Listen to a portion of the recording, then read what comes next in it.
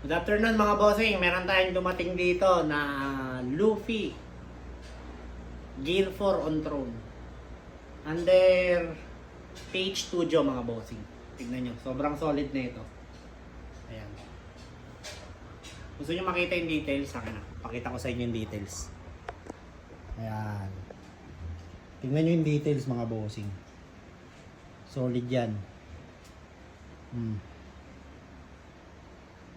Yung mga weapon ng nakalaban niya, nandyan na rin. Ayan. Tapos tingnan nyo yung likod. Sobrang solid. Ayan, weapon ni Horde, Katakuri. Dito sa harap. Ayan, yung kay Bagwa ni Kaido. Kay Moria. Hat ni Rob Lucci.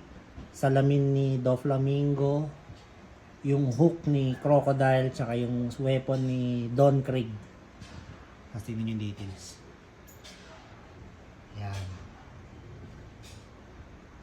Page Studio with art box, brown box mga bossing. Ayan. Mga boss, pwede nyo i-terms to mga to. I mean, pwede nyo siyang i-terms 1 month or 2 months. 16,500 lang mga bossing. Pag gusto nyo, message lang kayo sa page. Bye-bye.